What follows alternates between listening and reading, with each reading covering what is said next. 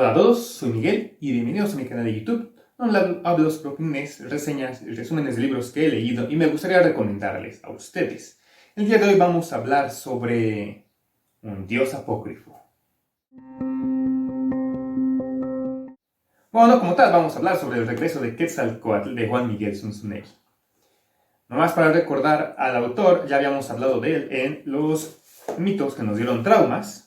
Y recordando un poco sobre el contexto del autor, el contexto académico, él es licenciado en comunicación, especialista en filosofía y en religiones, maestro en materialismo histórico y doctor en humanidades. Pues bien, este libro se ha vuelto uno de mis preferidos. Lo terminé de leer justamente el 31 de diciembre del año pasado y me ha encantado y por eso quiero recomendárselos a ustedes. ¿En qué consiste este libro realmente? Bueno, una vez más el autor abre ese debate y esa polémica sobre la historia de México, y principalmente hablando de Quetzalcóatl. Obviamente estamos hablando de la época pues, prehispánica y de la conquista de lo que ahora es México. Pero pues vamos a intentar recordar un poco sobre los mitos que nos dieron traumas, sobre uno de los mitos más grandes en que los españoles conquistaron México cuando realmente México aún no existía, ¿no? Tenemos que recordar que cuando los españoles llegaron a esta región, llegaron a Mesoamérica realmente. Bueno, llegaron al Caribe y luego llegaron a Mesoamérica y como tal estaba poblado ya por ciudades de los pueblos nativos, ya sean los mayas, ya sean los aztecas, las caltecas, la gente de Cholula, etc. Entonces realmente no conquistaron México como tal y la conquista de la región también tuvo que ver un poco con la gente de Tlaxcala o los tlaxcaltecas que se unieron a los españoles para poder acabar con los aztecas, que desde cierto punto de vista, y como lo podremos ver después en el libro, fueron los villanos de esta historia. Se cree que de una u otra forma el gobierno, la forma de gobierno y forma de vida de los aztecas no era sostenible y tras esos 200 años de apogeo estaba destinada a caer la ciudad de una u otra forma. ¿Por qué? Pues eso lo pueden encontrar en el libro realmente. Pero una de las razones principales es su dios Huitzilopochtli, un dios apócrifo. También, ¿por qué es apócrifo? Pues lo van a poder leer en el libro. Quizás no es un dios verdadero, es un dios creado. Bueno, no quiero entrar en el debate filosófico sobre por qué, si Dios es decir, el debate sobre, bueno, que Zeus fue creado por los humanos, quizás la idea que tenemos de Dios y que Jesucristo también fue creada por los humanos, la idea de todos los dioses, pues sí, obviamente proviene de la mente. Pero seamos un poco más abiertos, un poco más flexibles al respecto. Imaginemos que los dioses llegaron a existir, pero bueno, no quiero entrar en ese debate filosófico. Tal vez hable sobre eso en algún otro libro, basado en los otros libros que he leído, que en otro video, basado en los libros que he leído. Entonces, el dios Huitzilopochtli más bien fue creado a voluntad de los gobernantes para someter los otros pueblos. Sabemos que los aztecas pues provienen de alguna región de Aridoamérica, de allá de Aztlán, quizás puede que hayan venido del norte, bueno, del sur de lo que ahora es Estados Unidos, puede ser de allá de Nevada, California o esa región, y pues llegaron aquí a la región de la cuenca de la Náhuac, de lo que ahora es México. Entonces, Huitzilopochtli, al ser el dios de la guerra, era una forma de deidad que se creó para someter a otros pueblos y que obviamente los aztecas aceptaron de buena forma. Y entonces son los villanos.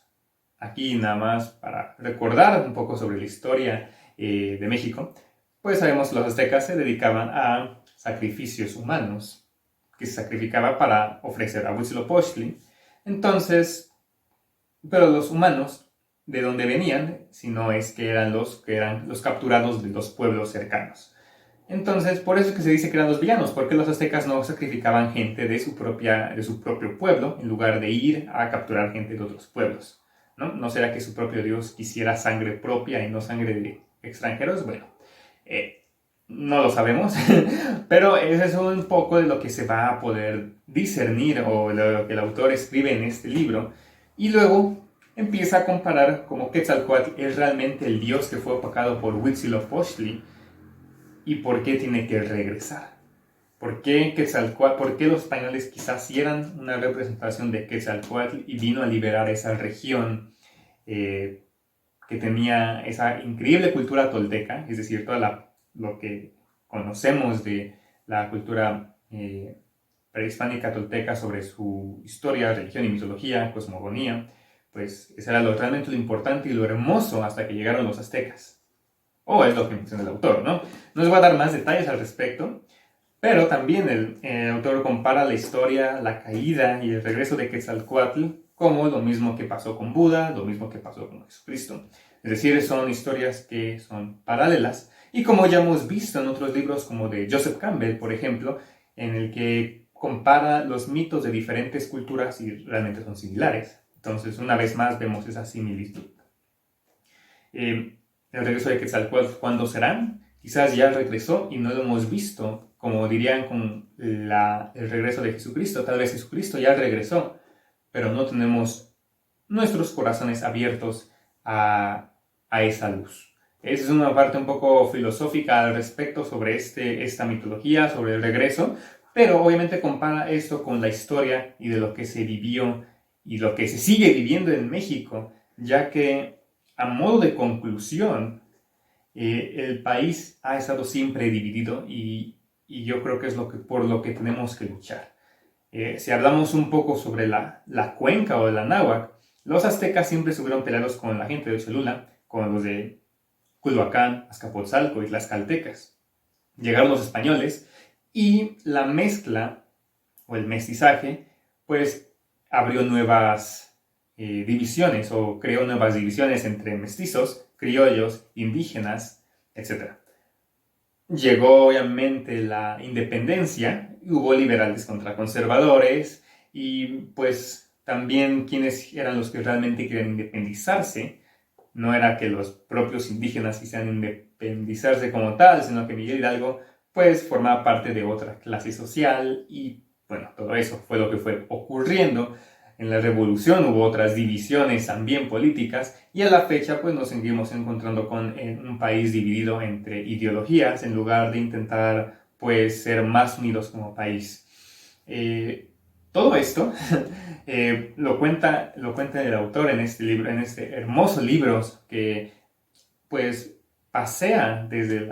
nos pasea por la historia prehispánica, nos habla sobre el mito de Quetzalcóatl y nos explica por qué estas luchas internas del país pues han frenado quizás el avance de lo que actualmente es México.